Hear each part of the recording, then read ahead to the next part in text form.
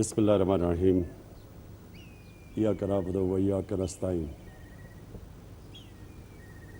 آج international women's day ہے اور فاطمہ جناح یونیورسٹی کے اندر جو یہ فنکشن ہوئی، میں اس فنکشن میں آتے ہوئے جتنے بھی ہماری خواتین ہیں پاکستان میں ان کو یہ پیغام دینا چاہتا ہوں کہ انشاءاللہ جب اس ملک کی تاریخ لکھی جائے گی تو جس گورنمنٹ نے دل سے ووٹ لینے کے لیے نہیں، دل سے اپنی خواتین کو امپاور کیا، یعنی ان کو اپنے پیر پہ کھڑا کیا، وہ انشاءاللہ یہ ہماری حکومت ہوگی۔ سب سے پہلے میں آپ کو ایک بہت عظیم مسلمانوں کا اسکالر تھے جن کو ابن خلدون کہتے تھے، یہ ماڈرن ہسٹری کے باپ سمجھے جاتے ہیں۔ آج سے 800 سال پہلے انہوں نے ایک بات کہی تھی۔ انہوں نے کہا، میں نے جتنی بھی قرآن شریف کا مطالعہ کیا ہے، میں ایک نتیجے پہ پہنچا ہوں کہ اللہ نے انسان کو دنیا میں بھیجا ہی ایک مقصد کے لیے، اور وہ ہے کہ اس کی زمین پہ انصاف قائم کرنا۔ یعنی اس انصاف کو اس نے عبادت کا رتبہ دیا ہے۔ تو جب ہم اپنے خواتین کی وراثت کے رائٹس کی بات کرتے ہیں، تو جس طرح ابھی فاروق نسیم نے بھی بات کی اور ملیکہ بخاری نے بھی کی کہ ہمیں یہ پتہ چلنا چاہیے، ہمیں اس چیز کی سمجھ ہونی چاہیے کہ ہمارے نبی صلی اللہ علیہ وسلم نے آج سے تقریباً 1500 سال پہلے عورتوں کو رائٹس دیے تھے انہیریٹنس کے، اور یہ 1920 میں یورپ کے اندر اور برطانیہ کے اندر تب عورتوں کو انہیریٹنس رائٹس ملنے شروع ہوئے تھے۔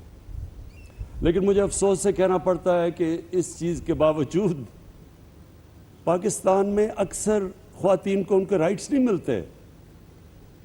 میرا حلقہ میاں والی، تو میں جب میاں والی کے اندر دیہاتی حلقے میں پھرتا تھا تو وہاں تو کوئی تصور ہی نہیں تھا کہ عورتوں کو ان کا حق دینا جائیداد کے اندر۔ وہ تو یعنی میں نے ان کو کئی دفعہ کہا کہ یہ تو اللہ کا حکم ہے، لیکن وہاں تو کوئی تصور ہی نہیں تھا۔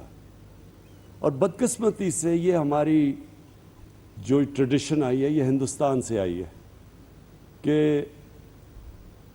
جس طرح بھی بات کی گئی کہ عورتوں کو تو جب آدمی خامد مرتا تھا تو کئی سو سال پہلے ان کی تو ٹریڈیشن یہ تھی کہ عورت ساتھ اس کو مار دیتے تھے، وہ جل جاتی تھی، اسے جلا دیتے تھے، ستی کر دیتے تھے۔ آدمی جب جاتا تھا تو وہ جب لوگ مسلمان بھی ہوئے تو یہ ذہنوں میں یہ پرانا وہ جو سسٹم رہ گیا کہ عورت تو ایک پراپرٹی ایک آدمی کی کنسیڈر کی جاتی تھی۔ تو لہٰذا اس وجہ سے یہ ہمارے ابھی انہوں نے جو فاروق نسیم نے بات کی، آپ جس طرح ساؤتھ چلے جائیں، جو فیوڈل سسٹم ہے، یہ فیوڈل سسٹم کے اندر عورتوں کو رائٹس نہیں ہیں، اور اس لیے یہ ہم نے قانون تو بنا دیا، لیکن اب یہ سارے معاشرے نے اس کو امپلیمنٹ کروانا ہے۔ اس کے اندر ایڈمنسٹریشن کا بھی کام ہے، اس کے اندر ہماری خواتین کا آپ سب نے شعور پیدا کرنا ہے۔ آپ پڑھی لکھی ہیں، آپ کے اوپر زیادہ ذمہ داری ہے کہ آپ شعور پیدا کریں کہ یہ اب قانون اجازت دیتا ہے ہمیں انفورس کرنے کے لیے۔ تو یہ ایک تو مجھے اس کی بڑی خوشی ہوئی، کیونکہ میں ہمیشہ سوچتا تھا کہ اللہ نے کبھی موقع دیا تو سب سے پہلے میں کوشش کروں گا کہ اپنی خواتین کو امپاور کریں، ان کا رائٹ ہے انہیریٹنس کا۔ اس کے ساتھ بڑی میں نے دکھ بھری کہانیاں بھی سنی ہیں کہ آدمی دوسری شادی کرتا ہے بیوی کو گھر سے نکال دیتا ہے، بیوی کا کوئی رائٹ نہیں ہوتا، کئی دفعہ بچے بھی لے جاتا ہے. تو یہ اس کے لیے بھی پوری ہمیں جد و جہد کی ضرورت ہے کہ عورت کے رائٹس ہیں. ڈیورس کے اندر عورت کو رائٹ دینا پڑتا ہے، اس کے حقوق ہیں، اور اس کے لیے بھی ہمیں انشاءاللہ جیسے جیسے شعور بڑھتا جائے گا یہ بھی ہم انفورس کریں گے. اور تیسری چیز تعلیم. عورتوں کی جو تعلیم کے اوپر ہمیں زور دینا چاہیے تھا وہ نہیں دیا ہم نے. میں نے زندگی میں کامیابی حاصل کی اس کی بہت بڑی وجہ میری والدہ تھی. میری والدہ پڑھی لکھی تھی، اور ایک تو میری والدہ کو ان کے باپ نے ان کو وراثت میں حقوق دیے، ان کو پراپرٹی ملی. دوسرا کیونکہ ان کو پڑھایا ہوا تھا، پڑھی لکھی تھی، تو مجھے کھیلوں کا بڑا شوق تھا، سپورٹس کا بچپن سے شوق تھا. تو اگر وہ مجھے ہوم ورک نہ کرواتی میں نے کبھی پڑھنا نہیں تھا، کیونکہ عموماً جو سپورٹس مین ہوتے ہیں وہ پڑھتے نہیں ہیں، کیونکہ ایک آپ کو اوپر پہنچنے کے لیے آپ میں جنون ہوتا ہے. تو وہ جنون جب آپ کو ایک چیز سے ہو جاتا ہے تو ایک ہیومن مائنڈ جو ہوتا ہے وہ دوسری چیزوں پہ کانسنٹریٹ نہیں کرتا. تو میری والدہ کو آج بھی میں کریڈٹ دیتا ہوں کہ وہ زبردستی جو مجھے ہوم ورک کرواتی تھی، اور وہ کیونکہ وہ پڑھی لکھی تھی. تو یہ جو اللہ نے مجھے کامیابی دی اس میں بہت بڑا میری والدہ کا ہاتھ تھا.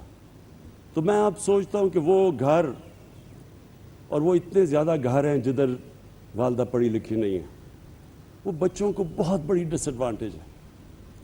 اس لیے ہم نے اپنے اساس پروگرام میں، پہلے تو میں یہ آپ کو بتاؤں کہ اساس پروگرام 98% جو پیسہ ہم ڈسٹریبیوٹ کرتے ہیں، جو اب تک تقریباً 500 ارب روپیہ ڈسٹریبیوٹ کر چکے ہیں، وہ عورتوں کے تھرو کرتے ہیں. 98% اساس کا پیسہ خواتین کے ذریعے ہم بانٹتے ہیں. اور دوسری چیز جو ہم سٹائپنڈز دیتے ہیں، ہم جو بچے اسکولوں کے اندر نہیں پڑھ رہے، لڑکے اور لڑکیاں اسکولوں سے باہر ہیں، ہم زیادہ پیسہ دیتے ہیں. جو سٹائپنڈ ہے کہ اگر آپ اپنی بچی کو پڑھائیں گے تو ماں باپ کو ہم پیسے دیتے ہیں کہ اپنی بچیوں کو اسکول میں ڈالیں. اور پھر سے اس کی وجہ یہ ہے کہ جب ایک ماں پڑھی لکھی ہوتی ہے وہ سارا گھر اٹھا دیتی ہے. میرے میاں والی میں جب میں کیمپین کرتا تھا تو وہاں ہمارا ایک عیسیٰ خیل کی تحصیل ہے، وہ بالکل کونے پہ ہے. تو وہاں نہ کوئی ٹیچرز جاتے تھے پنجاب سے، اور نہ ہی وہاں کوئی نرسز ملتی تھیں. اس کا نتیجہ کیا ہوا کہ وہاں لڑکیوں کے اسکول کے اندر ہمیں استانیہ نہیں ملتی تھی، ہمارے ہاسپٹل میں نرسز نہیں ملتی تھی، کیونکہ وہاں بچیاں پڑھتی نہیں تھیں، کیونکہ اسکول خالی پڑے تھے. تو وہ بھی میں نے ہمیشہ یہ سوچا کہ جب تک ہم اپنی بچیوں کو نہیں پڑھائیں گے یہ ملک آگے نہیں بڑھ سکتا. تو اس لیے ہم نے اسکالرشپس کے اندر، اور جو ہماری جو اوور آل اسکالرشپس ہیں 40% لڑکوں کے لیے ہیں، 60% لڑکیوں کے لیے.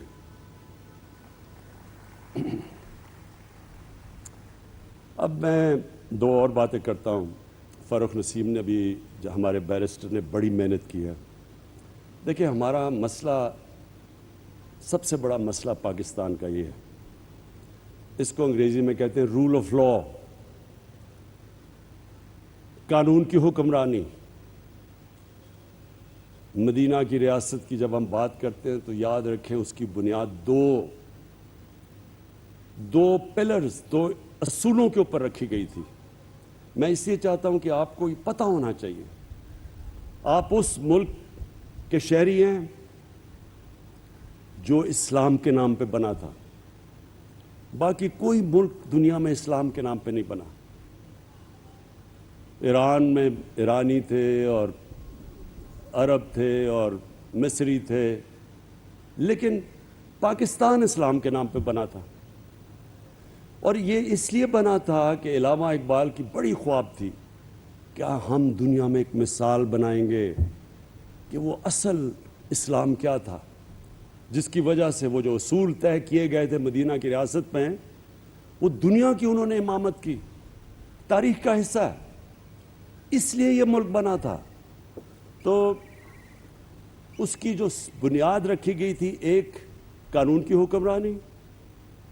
ہمارے نبی صلی اللہ علیہ وسلم نے کہا تھا کہ جب ایک معاشرہ تباہ تب ہوتا ہے، اور تمہارے سے پہلے معاشرے تباہ ہوئے، کہ طاقتور چوری کرے تو اس کو چھوڑ دیں، آپ اس کو پکڑے نہ، جیل میں نہ ڈالیں، اور جب کمزور چوری کرے تو اسے جیل میں ڈال دیں۔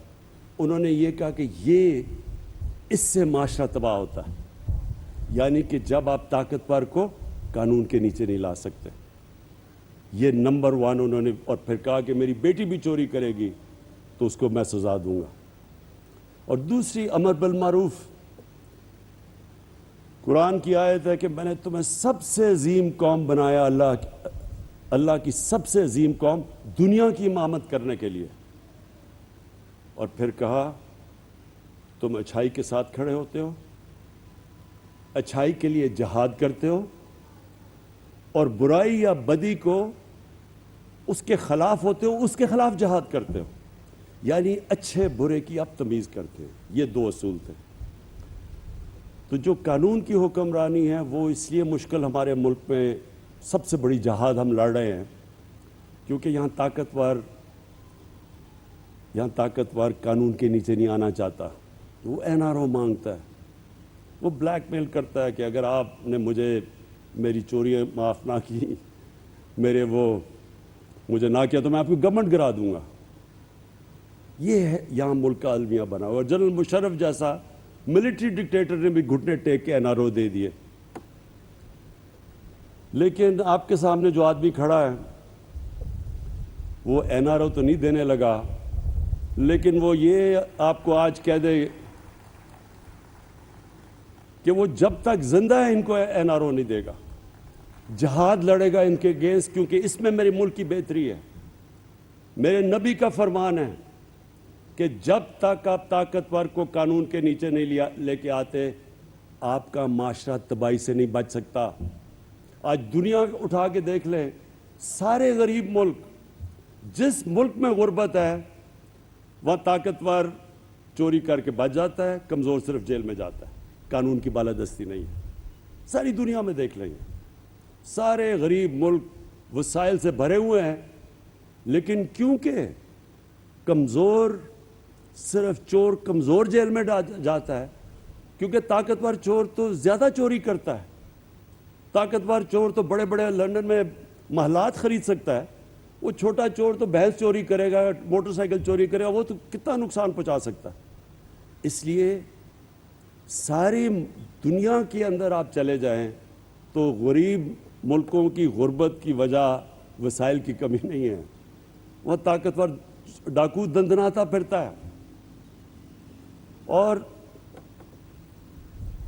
یہ جو ہم ایکسیپٹ کر جاتے ہیں اپنے معاشرے کے اندر، وہ لوگ جو جرم کرتے ہیں، جو کرپشن کرتے ہیں، ہم ان کو برا نہیں سمجھتے۔ ہم اگر ان کو ایکسیپٹ کر جاتا ہے، معاشرہ اور کرپشن کو ایکسیپٹ کر جاتا ہے، تو یہ سب سے پہلے یاد رکھیں کہ وہ معاشرے کا تباہی کی اس لیے بنیاد بنتی ہے کہ محنت کیوں کوئی کرے۔ اگر میں چوری سے پیسہ بنا سکتا ہوں تو میں کیوں آپ کی طرح محنت کروں، میں پڑھوں، میں اپنے زندگی کے 14 سال پڑھائی میں گزاروں، پھر میں 10-10 9-9 گھنٹے محنت کروں، کام کروں، جبکہ ایک آدمی نہ کام کرے نہ کچھ کرے اور چوری کر کے ڈاکہ مار کے امیر ترین بن جائے، وہ معاشرہ نہیں چلتا۔ اس لیے امریکہ کے اندر وہ کہتے ہیں چوروں کو کہ you can run but you کی ناٹ ہائیڈ۔ اس لیے چائنا کے اندر، جو چائنا عروج پہ گیا ہے، انہوں نے 450 وزیروں کو 6-7 سالوں میں جیلوں میں ڈالا ہے، اس لیے وہ اوپر گیا۔ تو انشاءاللہ یہ جو ہماری جنگ ہے یہ ہماری حقوق کی جنگ ہے، عورتوں کے حقوق کی جنگ ہے، جو کمزور طبقہ ہے اس کی حقوق کی جنگ ہے. یہ ہیومن رائٹس کی جب آپ بات کرتے ہیں، یہ سارے کمزور طبقے کی آپ بات کرتے ہیں. کئی دفعہ آپ یہ تصور کرتے ہیں جی صرف عورتوں کو حقوق، میں دیکھتا ہوں کہ صرف عورتوں کے حقوق کی بات کرتے ہیں. تو تصور کریں نا، ایک غریب گھر ہے، وہ بچے کے کوئی حقوق نہیں ہیں، آدمی کے کوئی حقوق نہیں ہے، لیکن عورت کو حقوق مل جائیں گے. وہ کیسے ہو سکتا ہے؟ حقوق تو اکراس دا بورڈ، قانون آپ کو، آپ کے ملک کے اندر جو عدالتیں ہیں وہ آپ کو رائٹس دیتی ہیں. پھر آپ کا سارا سسٹم آپ کی مدد کرتا ہے، آپ کا تعلیمی نظام. اور انشاءاللہ جو میں نے اپنی پارٹی کا نام آج سے 25 سال انصاف کی تحریک رکھا تھا، وہ ایک جہاد کا نام تھا. 25 سال سے جہاد لڑ رہا ہوں، اور انشاءاللہ مجھے کبھی شک نہیں ہے کہ میرے اللہ نے ہر چیز جو میں نے کی ہے اس نے مجھے کامیاب کیا ہے، اس میں بھی وہ مجھے کامیاب کرے گا. اور شیخ صاحب، آخر میں آپ کو میں صرف ایک چیز سے اپنی یہ بات ختم کرتا ہوں. دیکھیں، جتنا بھی یہ ڈاکوؤں کا گلدستہ ہے،